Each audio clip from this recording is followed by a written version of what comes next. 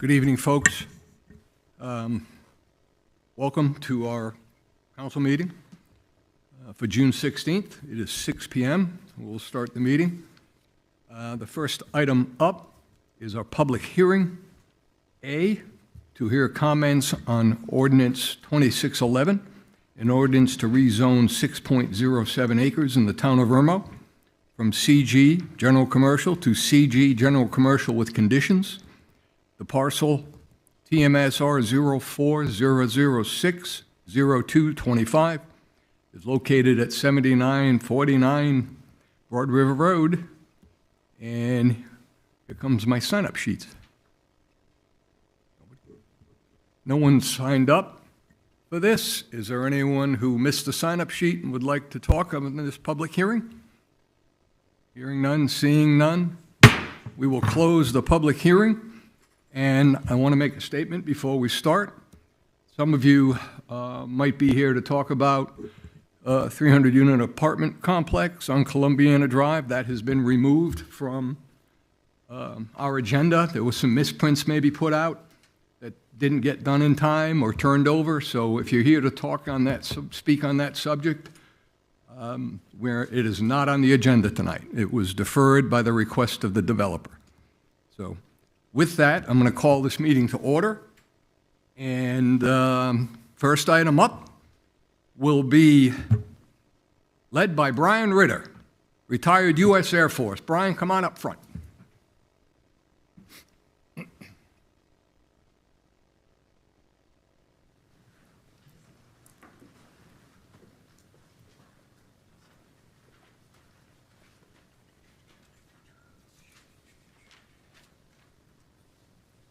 Brian is going to lead us in the Pledge of Allegiance, but let me tell you a little bit about him first off.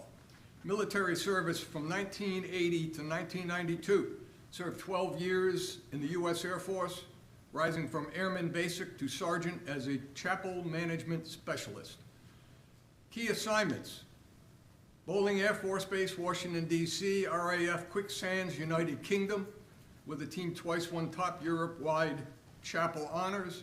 Bangor, Maine, Air National Guard Base, and Hurlburt Field Air Base in Florida. Decorations: Air Force Commendation Medal, Achievement Medal, and Good Conduct Medal. Following the service, Brian spent 24 years with the Department of Veterans Affairs in Columbus, Ohio, retiring with 38 total years of federal service. I've gotten to know Brian very well through the Legion. He's a leader in the Legion Post 174. And we welcome you. And before we start the Pledge of Allegiance, we want to honor you with this flag that flew over our Veterans Park, which is yours now, sir. Thank you very much. Congratulations. If you would lead us in the pledge, that would be wonderful. I pledge allegiance to the flag of the United States of America and to the republic for which it stands, one nation, under God, indivisible, with liberty and justice for all. Thank you again. Congratulations.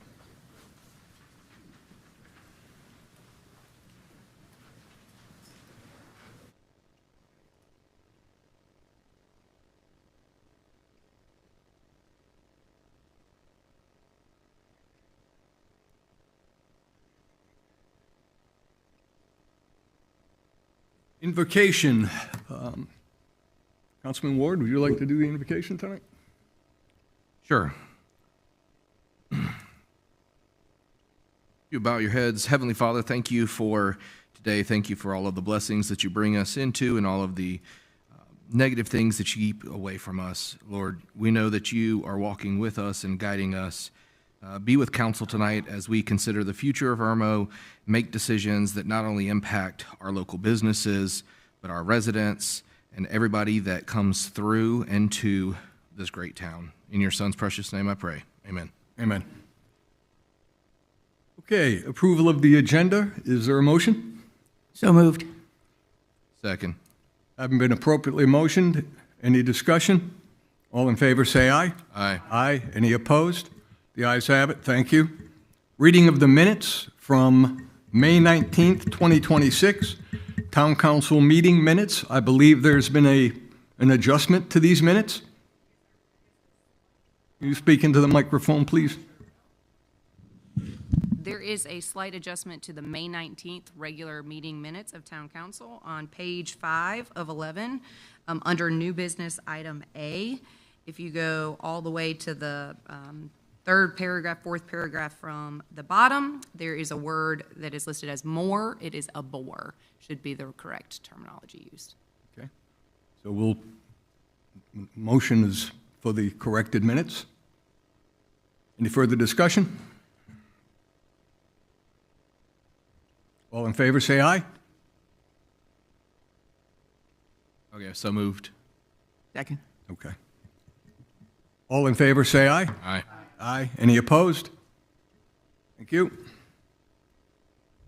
June 2nd, 2026, Town Council Workshop Meeting Minutes. Is there a motion? So moved. Second. Haven't been appropriately motioned. Any changes to that one that we're not aware of? Okay, thank you. Any discussion? All in favor, say aye. Aye. Any opposed? The ayes have it. Thank you very much. Report of standing. This is administrative briefing from our town administrator, Jim. Mayor, members of council. First of all, I'd like to introduce our new HR director, Mary Alice. She comes to us from Department of Corrections. We finally got her out of prison. Where she's delighted to be here, where she doesn't have to walk with a clear bag. I want to add a personal note here. Sure. I've cruised with Mary Alice, and I'm lucky we didn't end up in prison on that cruise. So she's a lot of fun, all kidding aside. Go ahead. So she's a breath of fresh air. She comes to us. She fits right in with our crew, so we're glad to have her for sure. Welcome. I want to send out a thank you to Lexington County Public Works for a new stop sign at Mosley and Carlisle, where we had a couple of near misses on that, so including one of our code enforcement officers. We had to postpone the parking lot repair to the 20th due to manpower issues from the company, so they'll be out here this Saturday to seal and restripe the parking lot.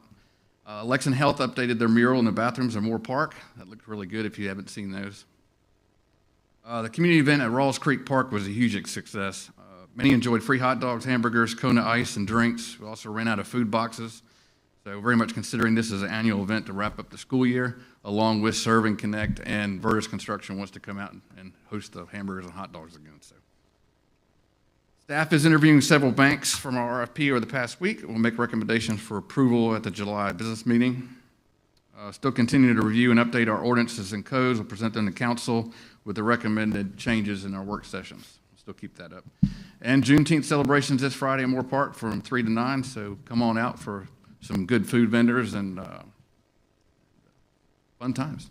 That's all I have, Mayor. Thank you, Jim. Any questions for Jim? All right, we're going to move into new in-town businesses, and I'm going to ask Councilor Coleman, would you give us the list? We have 6. Biohack Longevity Lounge, 2724 North Lake Drive. Waffle House, 151 Blanche Circle. Loving Angels In-Home Care, 7801 St. Andrews Road. Carolina Industrial Staffing, 7001 St. Andrews Road. Proct Injury Lawyers, 7567 St. Andrews Road, Suite 101. And Amadeo Fitness at 7777 St. Andrews Road, Suite C. That is all. Thank you. You're welcome. Next up, consideration of communications. And item A, recognition of the yard of the quarter. Is Cheryl here? Hey, Cheryl's here. Everybody come on down front.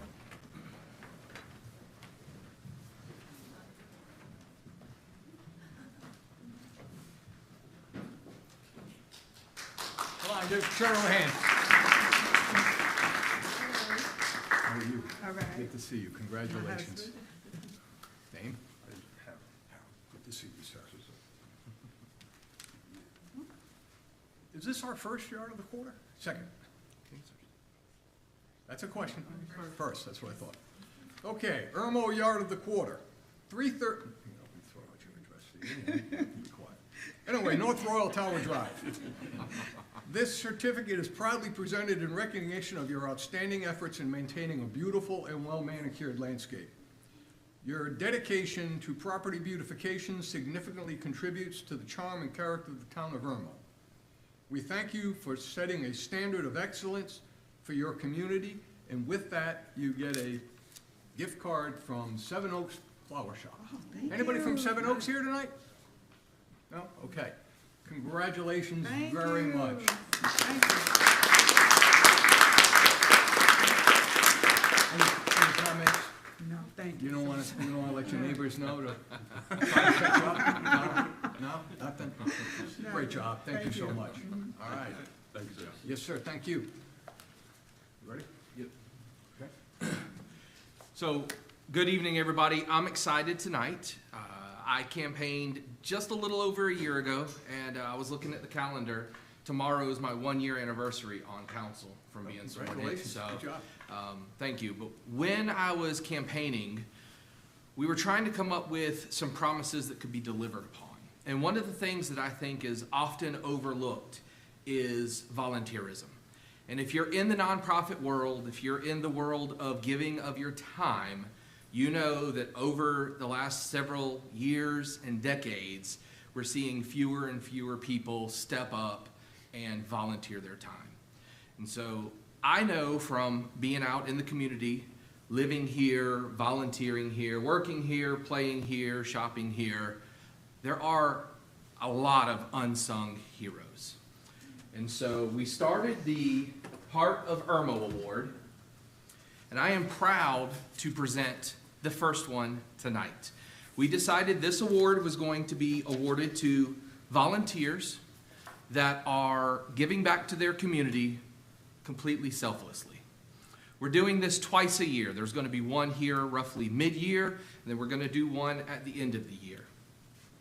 So, on behalf of the town of Irmo, it is an absolute privilege to present our first ever Heart of Irmo Award. When we asked our community to nominate individuals who truly represent the spirit of our town, one name rose to the top. And if she would please join us up front. Tonight we are happy to honor Julie Zimmerman. Give her a hand, y'all. Please stand up here for a minute while we talk about you. Congratulations.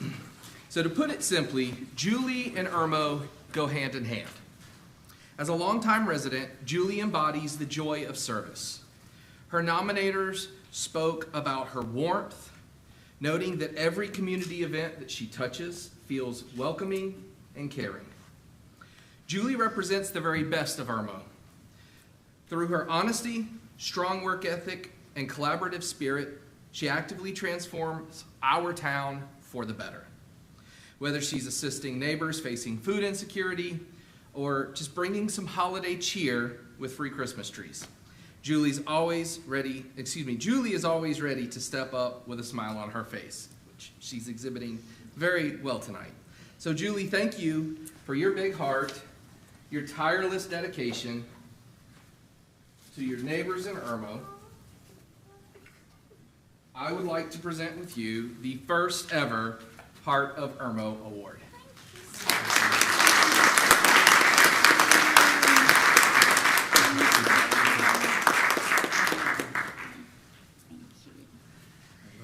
And if the mayor is okay, I'd love for her to speak for just a Absolutely. moment. I was going to ask her.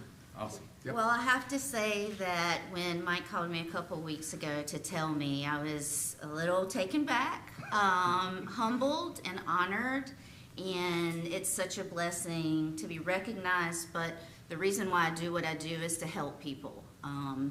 My efforts to be of service to my neighbors is at the root of everything I do, whether it's being a therapist, starting Neighbors Helping Neighbors, helping Gabe with Christmas Tree Farm, or just seeing someone in need at Kroger and having a good smile on my face and telling the cashier thank you.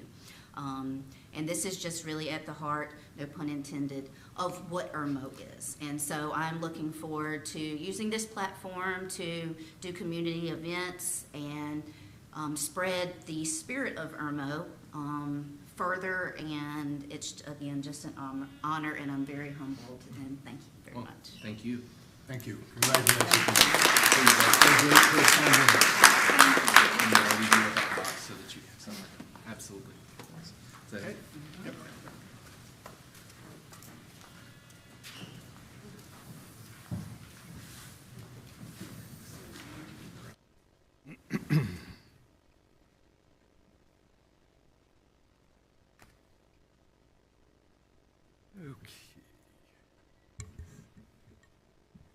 Thank you, everyone. Good job, Mike. That was fun. Right? It's always nice to recognize volunteers in this town who lead. Okay, community connections. Dr. Walden. Yes. There are several summer reading programs available to students in the area. One is the Lexington County Public Library has a summer reading program with free events and prizes for all students of all ages, May 26th through July 31st. The more they read, the more prizes they can earn. You can go to lexcollibrary.com/summer reading to get more information on their program. The Richland County Library also has a summer learning challenge, a reading program. It's called Dig Into Summer, running May 30th through August 8th. And again, this is another one of these programs that rewards children for reading during the summer. Pizza Hut also offers a program called Book It. This is a way for students to read during the summer, students in pre-K through 6th grade, that's ages 4 to 12. And every month that they meet their reading goals, they will get one personal pan pizza from Pizza Hut. You can enroll at bookitprogram.com or scan the QR code that's showing on this flyer. Just as a reminder, the District 5 Summer Break Cafe is still open. This is providing free breakfast and lunch meals for students within the district. Meals are available June 1st through July 24th. Breakfast and lunch is being served at Irmo High School and Dutch Fork High School. And if you need to arrange for meal pickups, you can pick up meals at Spring Hill High School on Wednesdays, provided that you pre-order these meals the previous Monday. You can scan this QR code or go to the District 5 website to find out more information on the program and how to register your child. Riverbank Zoo and Garden is holding their Toucan Tuesdays again this year, June 9th through August 11th. With this program, if you donate 2 cans or non-perishable food items, you can get a free admission with the purchase of an admission ticket. So it's Toucan Tuesdays. Every Tuesday this summer, June 9th through August 11th, and the food will be benefiting Harvest Hope Food Bank. As Mr. Crossland mentioned earlier, June 19th is the Town of Irmo's annual Juneteenth celebration in partnership with the African American Historical Society of Irmo. This is running in Moore Park from 3 p.m. to 9 p.m. on Friday, June 19th. And as you can see in this flyer, there'll be a lot of activities going on. There's a community food drive from 3 to 6 p.m. in partnership with Macedonia Baptist Church. The Irmo Fire District is hosting the Irmo Fire Community Demo on June 20th at Moore Park from 9 a.m. to 1 p.m. There's a variety of events that will be taking place that day. For example, a live vehicle extrication demonstration, hands-on hose pulling and spraying for kids and adults. There's all kinds of activities that you'll get to learn about with the Irmo Fire Department. The South Carolina State Museum is offering free admission on Saturday, June 27th from 10 a.m. to 5 p.m. This is their Salute to 250 Day. And the Town of Irmo Events Committee is hosting the Independence Day at Moore Park. This is the Irmo Laser Light Show, Saturday, July 4th. This is in the Prisma Health Amphitheater. The event kicks off at 7 p.m. There'll be free hot dogs. DJ Ronnie Lane will be there providing the music. There will be a laser show that starts at 9:30 p.m., and this is free and open to all ages. Bring your lawn chairs and blankets and make yourself comfortable. And that concludes the community connections. Thank you, Counselor. I would like to add one more to that. Tomorrow, Mission Lexington will be here. You see the cones in our parking lot that are coning off some parking there. We have worked closely with Mission Lexington to get them on this side of the lake, and they have wanted to be on this side of the lake. They'll be moving their headquarters closer, as they're going to be building a new building on 6, just on the other side of the lake. So they'll be here once a month for the next 5 or 6 months. Tomorrow is the day from 9:30 to, I believe, 11:30. And they're bringing their mobile pantry. And if you've not seen it, it's very impressive. And those who are in need of food, who you know may be in need, please bring them by or have them come by tomorrow and meet with the folks from Mission Lexington. It's a great service, and we don't like our folks being hungry in this town, so we're doing everything we can to help that not happen. So, again, didn't mean to rain on your parade, but I had that one. Yeah. Yep. Okay, anything else? All right, next up is our presentation by citizens for agenda items only.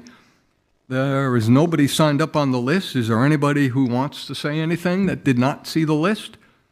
Okay, Mr. Loach, come on up.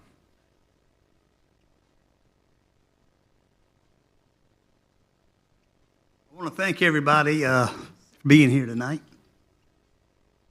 My name is Wade DeLoach, 156 Finsbury Road. I just want to thank everybody for being here tonight, and I want to thank council for the hard work and decisions I know you guys have to make. A lot of people have approached me in the last week or so and stuff that's been up about the apartments that are being built down here. A lot of them are discouraged by it. Yeah, Mr. Loach, that's not on the agenda tonight. That's not on the agenda tonight? It was stricken from the agenda. I'm sorry. So you can come up after, if you'd like. Okay. And talk, or you come back when we have it. I thought it was up for vote tonight. Yeah, no. The developer pushed it off. We made that announcement at the beginning of the meeting. Yeah, I thought the meeting started at 6:30. I'm sorry, I wasn't here. That's okay. If you want to come back up, you can come up at the end of the meeting with any presentation. Thank you. You're welcome. Anybody else? Okay, then we'll close that section of it. Next item up, unfinished business. Second and final reading of ordinance 2611, an ordinance to rezone 6.07 acres of real property located at 7949 Broad River Road, TMSR 04006-0225, from CG General Commercial to CG General Commercial with conditions, and to amend the official zoning map of the town of Irmo to so reflect, brought to us by the Planning Commission.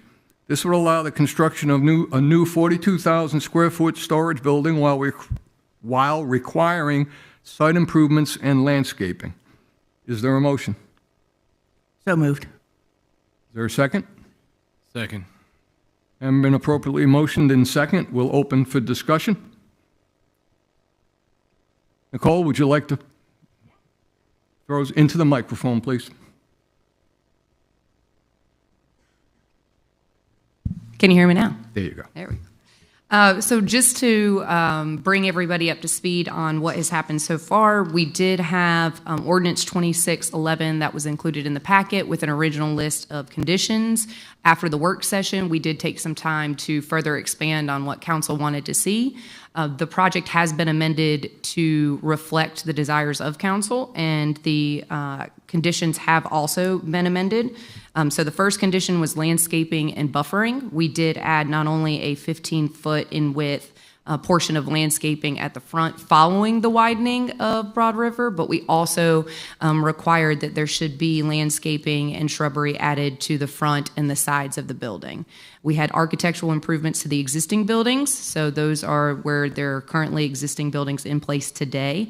Those need to be brought up to current code and any outstanding issues rectified before moving forward. Parking lot improvements, which would include resurfacing, restriping, and landscaping added in.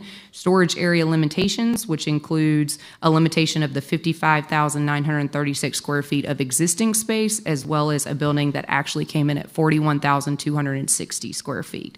So once we made some of the adjustments to the landscaping, it actually shrunk the size of the building slightly. Building materials and architectural design. The exterior of the proposed storage building shall be consistent primarily of brick and stone veneer, so matching the existing structures on site. There should also be there should not be large uninterrupted wall expanses, so there should be building plane and varied elevations, architectural projections, decorative materials, and enhanced facade treatments. You can look up on the screen and you'll see where there is brick accents added now. The building is primarily in brick with just a few additional veneer products that would be consistent with stone, as well as the faux windows. Window treatments is one of them that was specifically mentioned by council. The entrance enhancements, so originally the side entrances that would have been facing the existing buildings were more there were no porticos or coverings or overhangs for you to walk through. It was just really the entrance to the side of the building. They've substantially changed that to include a portico so you could walk under and be covered in that area.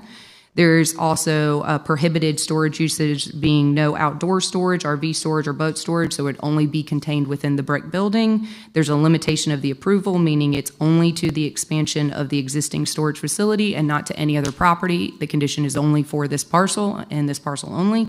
There are stormwater requirements, meaning any existing stormwater issues have got to be fixed, and if there are outstanding issues, those have to be rectified per the county. Signage compliance, meaning the existing signage will need to be brought up to code, and once it's moved based on the widening of the project, it will be consistent with the current code or any code changes that you might change at that time or up to that time. And then anybody who is a current tenant, that's what the signage will reflect. So if there are old or previous tenants and those signage is still up, that will have to be removed and that'll have to be changed. And then minor amendments to these conditions could be approved through the administrator's office, but it would have to be minor in nature, something very small, like one tree shifting for another tree. It couldn't be anything substantial. Does anyone have any questions about those conditions? So that is a secondary condition. So we would have to make a motion You would make a to motion. adopt the amended conditions that you just highlighted. As stated by staff. Is there a motion?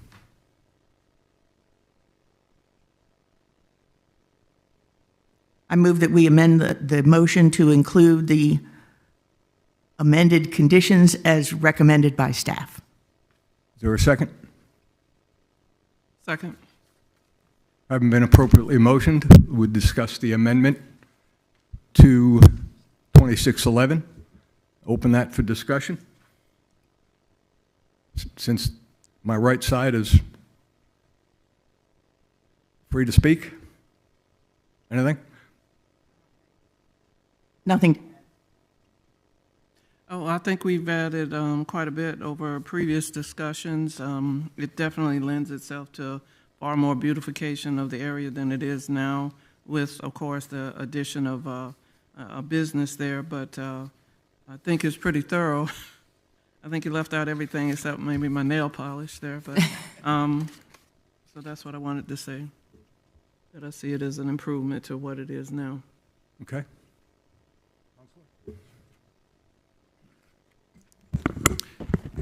I think we all know that storage units have rolled through this area like a wildfire until 3 years ago. Not this in complete council, but 2 members of this council voted to stop it. I see no reason to change. That decision was made consistent with the wishes of the public. I see no change in the public sentiment, so I can't find a reason to make that change. Counselor?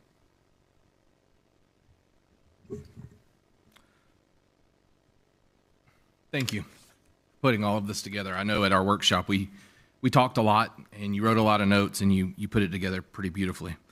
And if I could add another note, because I put a lot of research and a lot of thought into this, as I know we all do. I was not on council back in 2023 when all of this was initially discussed. However, I have gone back and watched council meetings, and I've read minutes, and one of the major reasons for moving the storage units from being free-for-all in general commercial to light industrial was to slow down the land grab of just these storage units. There was some public outcry with that as well, because we don't want to see storage units and car washes and, let's just add to the list, gas stations. No offense to anybody that owns those, but we don't want a town consisting of just those types of buildings. And so I don't know if there was an official moratorium put in place or it was just kind of drug through the couple of months of votes, but we did not ban storage units. We changed where they can be built for new ones in the zoning, which is light industrial. I would not vote this property to move to light industrial because of its location and several other factors. So for me, one of the considerations has been, one, this is an existing business. This is not a new business that has purchased a piece of property and only wants to put storage units on there. So the general commercial with conditions, that really makes sense to me. And then additionally, through our workshop, one of the concerns that I've heard from the public is making sure that we maintained the commercial space. I know the current owner has made it very obvious on his application that he hasn't been able to rent that space, but just making sure that that can't be a situation where they just come through and kick everybody out and turn the whole thing into storage units. That was important to several people. And so I appreciate you for putting that in here. Thank you. To talk directly to Councilman Ward's comment, I was on council in 2023. I believe I'm the only council member up here. Barb was too. She may be able to correct me on my memory of this, but this was all stirred over some mini warehouse project that was going to go at the corner of Dreer Shoals Road and Farming Creek. It was voted down 3-2, and there was a lot of agita amongst the folks who lived out in that neck of the woods, that they couldn't see the stars at night. All of these things that this was going to inflict. We've been hearing a lot about traffic. I stopped counting. I read them all. We've been getting emails about traffic. We've been getting emails about traffic and traffic. Right? This is not a new project. This is an existing business operation. We are not in the business of telling people how to operate their business. Right? That is extremely important here. We are in the business of protecting our citizens from ugly stuff, right? And we've tried to tighten up a lot of those ordinances. So to my first note, this use has zero impact on traffic. None. It is the least intrusive zoning or use that you can have to minimize traffic. B, I would guess from, we have gone back to this owner, and he has been amenable to pretty much everything we've asked him to do. That is going to turn the corner on that entryway into Irmo. I've heard things about, oh, it's an entrance into Irmo, It's going to be ugly, you know, it's going to be a problem. And again, nothing against gas stations. I have to stop there all the time. But I don't really think the Sphinx gas station is really attractive to come into the town of Irmo, which is the first thing you see in that fork. So, you know, that kills that argument right there. You will go by this thing, 4-lane road, when it's done. You're not even going to slow down to see this thing, right? But I almost guarantee you that it'll be the nicest looking building within half a mile that's not a dentist office or a sole practitioner. And we will see to that. We have, thank God we got you, Nicole. We have a top-notch, detail-driven deputy director and deputy town administrator. And she's not going to let anything slide by. I'm confident of that. And so, you know, would I prefer not to have it there? I would prefer not to have any of that there, right? I mean, that went out with Bilo 20 years ago, however long that may have been. I'm tired of looking at a parking lot. I'm tired of looking at all of that. I'm tired of looking at, one of the requirements is you're going to have to refresh the existing buildings, right? You've got to refresh those, make them look good, clean them up. He can't expand into any of the existing buildings from a storage standpoint. He can put 41,898 square feet or whatever it comes out to be once that final plan is done. And you will not see a garage door from the street. So, you know, I think we've minimized the impact. I am confident in our ability to monitor this, and I'm looking at her the whole time. And I'm confident that the petitioner will do the right thing, as he appears to be doing at this point. So, with that, Lisa, will you call the roll? I'm sorry. Yeah. Yeah, we're going to call the roll for the amended motion. Mr. Ward? Yes. Mr. Penfield? No. Ms. Coleman? Yes. Dr. Waldman? Mayor Danielson? Yes. All right, now we're going to go back and we're going to call the roll for the original motion. Mr. Ward? Yes. Mr. Penfield? No. Ms. Coleman? Yes. Dr. Waldman? No. Mayor Danielson? Yes. Thank you all. It's a 3-2 vote. Motion passes.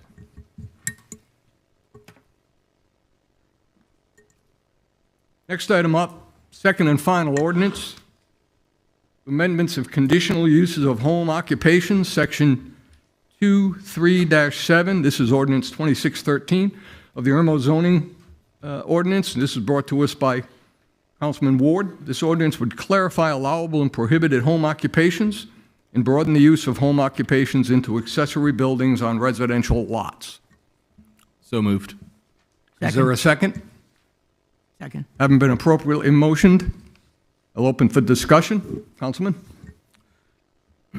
I think I said my piece at the first meeting. You did. I've asked several times. We've asked Planning Commission. I've asked staff.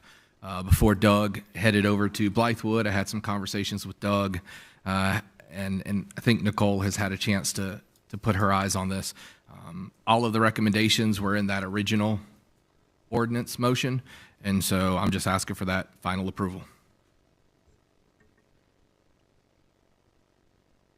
Yeah, I think this ordinance, as it's been revised, is in good shape, and thank you, Councilman Ward, for pulling this together. Anything else? Nothing to add. Lisa, will you call the roll? Mr. Ward? Yes. Mr. Penfield? Yes. Ms. Coleman? Yes. Dr. Waldman? Yes. Mayor Danielson? Yes. Next item up, we're going new business here. We switch into new business. First reading of ordinance 2615, an ordinance amending the town code to change the form of municipal government from the council form to the council manager form of government pursuant to South Carolina Code of Laws. An ordinance amending the town's form of government from the council form to the council manager form to align the town's official governmental structure with the administrative responsibilities currently assigned to and performed by the town administrator under the town code, while maintaining all legislative and policy-making authority with the town council. This is brought to us from staff, and I would entertain a motion. So moved. Second. Having been appropriately motioned, I will direct to the staff. Mayor, members of council, this changes nothing how we're operating right now. So we're registered through the state as a council form of government, but we operate as a council manager form of government, and we have ordinances that reflect the council manager form of government. So it's just kind of the housekeeping. We'll have first reading tonight, obviously, and then July 21st will be the second reading with a public hearing, and then it'll go on referendum for a vote in November. So. Got the second reading. Questions, comments? Well, my comment about it is maybe it's a long time coming because I am always a proponent of recognizing that Irmo is becoming a more complex town, and then we need to put items in place that reflect that, and this is one of them. And like Jim said, we are already operating with that particular structure, so let's go ahead and formalize it.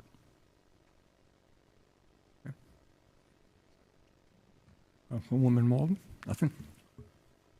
Yeah, I want to add that we did an Archer study to compare our compensation 2 years ago, and I went back and compared the 14 municipal agencies that we compared ourselves to, and all but 2 of them were council manager form of government. So it seems consistent, not just based on our operations, but it seems consistent when we compare ourselves to other agencies of equal or similar population and budget size as well.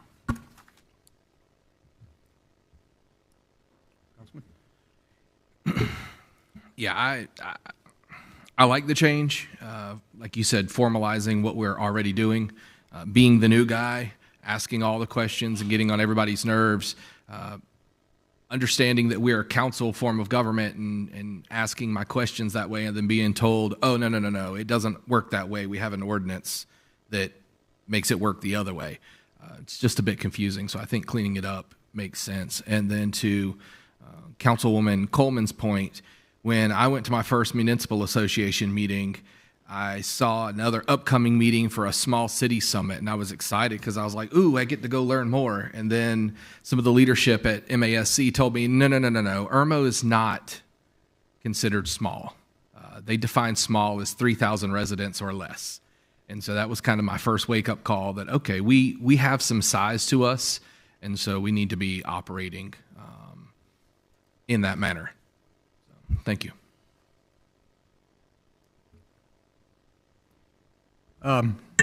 Yeah, just to give a quick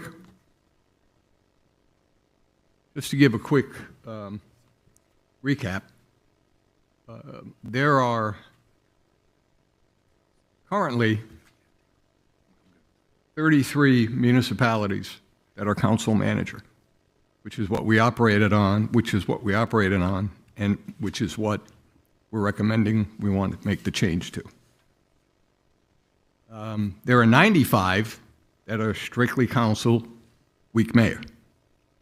And there are 141 that are mayor, council, strong mayor. So that will show you how many of the larger and smaller towns use one of the alternative uses, right? A really small town, which is how Irmo started decades ago, or however long ago, used the council form simply because it was easier to just divvy up the roles. They didn't have police department, they didn't have this, they didn't have that. So we have outgrown that. And some of the larger are so large they have to have a council, and the mayor can sometimes be strong. So the reality is we've been operating this way for years. And I don't know how it's gone this long without us catching this. Again, fresh eyes, new leadership, new administration, laying eyes on everything. So there's a lot of changes going on in Irmo. from an administrative and a leadership standpoint and governance. We are as a council, nothing's changing. Nothing's changing.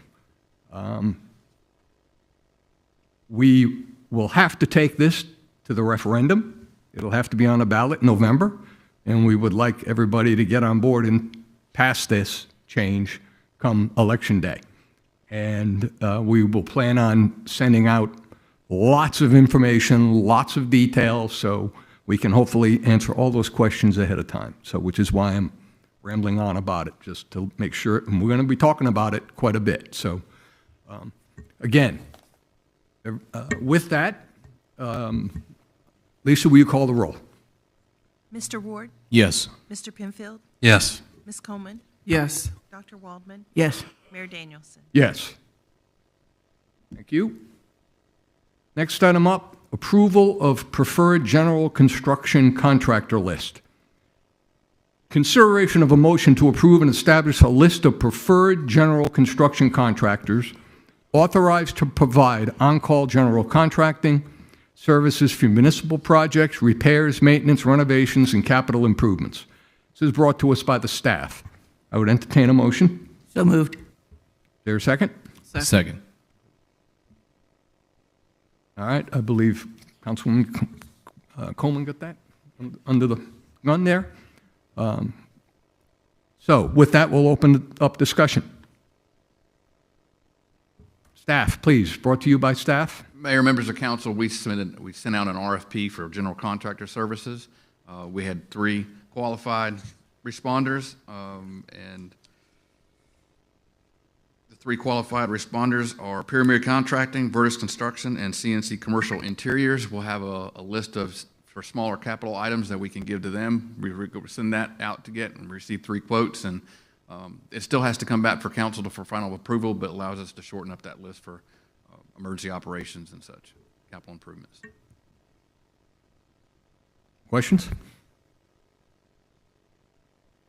Well, I have one real quick. How often will we kind of redo the list, so to speak, like every 2 years to just see if we can get another, vendor in that might be competitive rather Right, than? it's every 3 years. Every 3? Okay, thank you. I have a question. So how does this affect putting things out for bid or making it available we would just have those 3? We would, just to a certain dollar amount. Anything over $24,999 per the procurement policy has to go out for RFP. Okay, so this would be anything below that. Okay, thank you. Anything else? Good question. Okay. Lisa, will you call the roll? Mr. Ward? Yes. Mr. Penfield? Yes. Ms. Coleman? Yes. Dr. Waldman? Yes. Mayor Danielson? Yes. Thank you all. Going to Resolution 2607. This is a housekeeping resolution authorizing signature authority for the Deputy Town Administrator. This is brought to us by our Finance Manager. Consideration of a resolution authorizing the Deputy Town Administrator to execute approved town documents and agreements on behalf of the town to facilitate efficient administration and continuity of municipal operations. Is there a motion? So moved. Second. Have been appropriately motioned. Open for discussion. Purely housekeeping, giving Nicole the ability to sign checks. Spend money. Lisa, will you call the roll? Mr. Ward? Yes. Mr. Penfield? Oh, I'm sorry. Why does that say Lisa? Shouldn't it say Nicole? She brought it to us. It's her recommendation. Yes. Ms. Coleman? Yes. Dr. Waldman? Yes. Mayor Danielson? Yes. Thank you. Okay, next item up. Presentation by citizens. I don't have anybody on the list, but I know Wade Deloche wants to come up and chat. Come on up, Wade.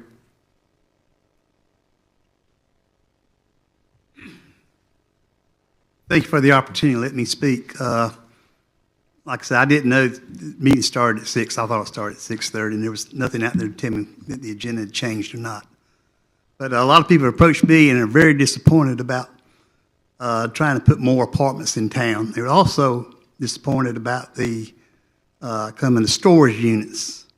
We only have like 3 or 4 shopping centers here in town. And I think it's kind of strange that they could put all this money into storage units and all that money into making that whole area look nice, but couldn't do nothing to restore that shopping center and bring some good businesses in there to make the town even, places that they could actually develop here locally if they want to go into business. Laundromat's probably one of the nicest ones in town right there by a storage unit, and we don't have enough of those here now. And I just want to thank you all and hope that in the future you take into consideration stuff like that. Thank you. Thank you, Mr. Deloche. Anybody else? Come on up. Hi, Megan Mathias. I'm at 219 St. Albans. This is way too tall for me. The first thing I want to say is, what is the best way for us to be notified of what's on the agenda for the meetings? Is it the publicly posted notices at the property for which it's supposed to be discussed? Because if that's the case, then it still says that the meeting is tonight. So regarding the rezoning of the 22 acres, it still says it's tonight. So I'm just wondering, why are we prioritizing the developers and what they need to do over the citizens? That's an issue. And it concerns me that we're doing that and removing that from the agenda. If they're not ready, why is it just not done? Why are we just not saying, no, it can't be rezoned? I want to know why that's not able to be done. I don't know why it gets this far anyways. Why are we even allowing them to come and do this if they're not ready and have something that works for the citizens? In 2 weeks, we are no longer able to park in our yards. We have to park on the street. And so we're going to funnel all of this new traffic from this apartment complex through the neighborhood. While these cars may not be a big deal, what happens if the fire trucks have to come through here? There's already water running on Eastview that's been there for about 2 months. Maybe longer. I drive that road every day. And so if the council can't figure out a way to get the water fixed, I mean, our water bills are expensive enough. Why can't we get that taken care of before we try to prioritize developers and have a way to make this work for them? And it seems crazy to me that we're going to go through all this just to make that work. And if they're not, we had this rezoning meeting last week, whenever that was. It was proposed to them, could they make Battery an emergency only or like gated entrance or whatever? If they're not ready for that and they don't know, why are we just not saying, no, you can't do that? Instead, we're giving them more time to figure that out. While I understand we need to make arrangements, why are we not making arrangements for the citizen? We're doing this street parking thing. There was already a referendum for that November 5th, 2019. I just have little confidence that the town council is going to do what's best for the citizens. If y'all care, here's your chance to prove it. That's all I have to say. Thank you. Thank you. Anybody else?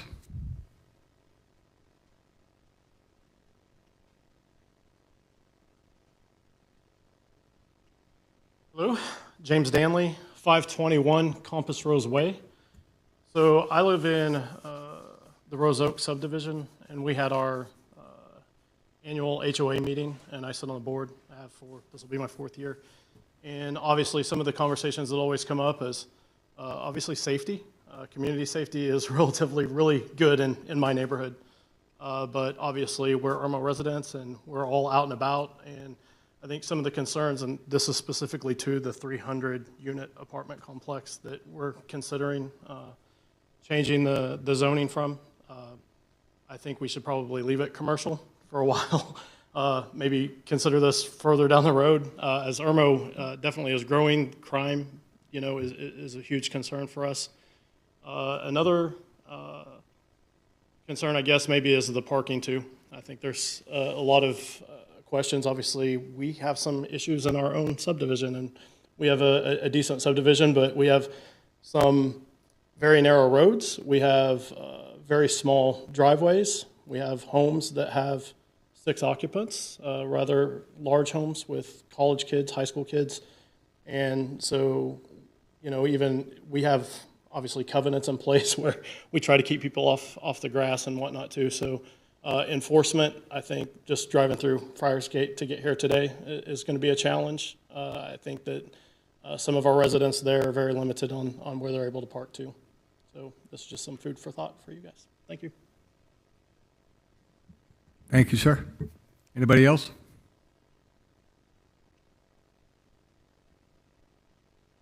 Thank you. Nothing for discussion. Next item up, executive session. Town council may act on items discussed in the executive session after returning from the executive session. Executive session pursuant to 30-4-70A2 for receipt of legal advice regarding matters covered by attorney-client privilege. Is there a motion? So moved. Second? All in favor, say aye.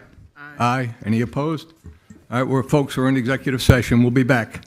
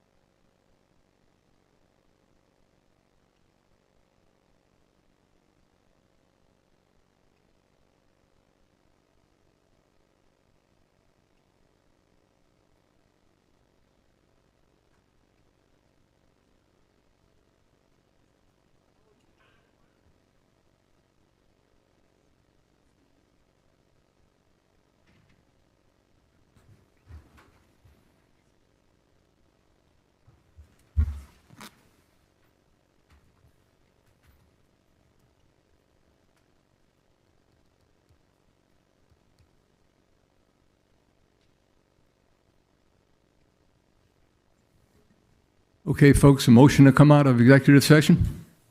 So moved. Second. I'm it appropriately motioned. All in favor, say aye. Aye. Any opposed? The ayes have it. Folks, there were no votes, no actions taken in executive session, strictly informative. With that, I'll take a motion to adjourn. So moved. Second. All in favor, say aye. Aye. Any opposed? Ayes have it. Thank you.